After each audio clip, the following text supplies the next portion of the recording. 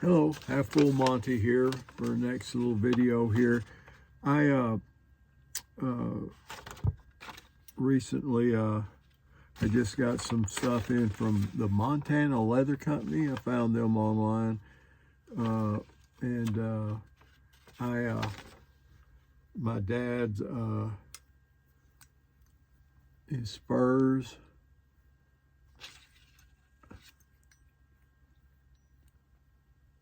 They're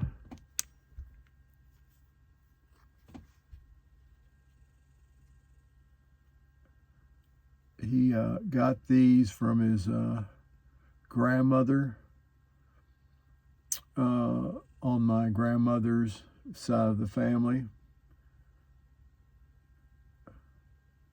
It's interesting. My grandmother's first name was Effie, and her middle name was Tennessee.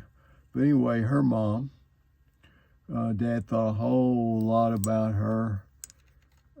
And on his 18th birthday, she bought him these spurs. He was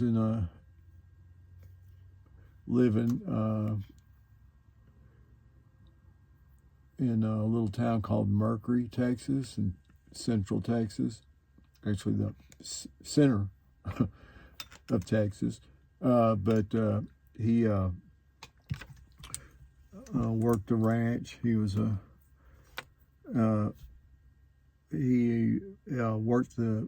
quit school to join the CCC.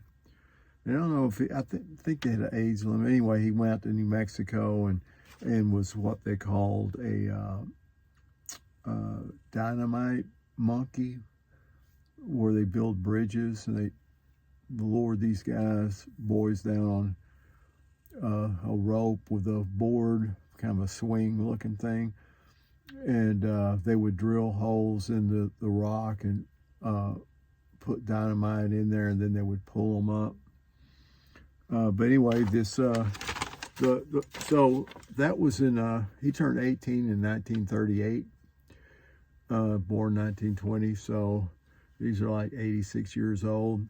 The leather on them, I know I kept them, but they had just completely wore through. And at the end of this video, I'll show you a picture of them. So I got these from this Montana Leather Company. I thought I'd give them a shot. They sell stuff if you make leather belts and what have you, leather goods and stuff. So they sell you everything with those. So I got, of course, the leather was new. The screws and stuff, I had to get out of the old ones, but then I put Neat Foot's oil on them. Anyway, Montana Leather Company came through for me with all the screws and the spur straps. Were only $4.96, so there's not a whole lot on that. But anyway, I find that interesting. I kept these and kept them in the family. I would imagine in 1938, 18-year-old boy in Central Texas that worked on ranches, and that those were some pretty slick spurs. Anyway, so that's it. That's my story on the spurs. Make sure, like, subscribe.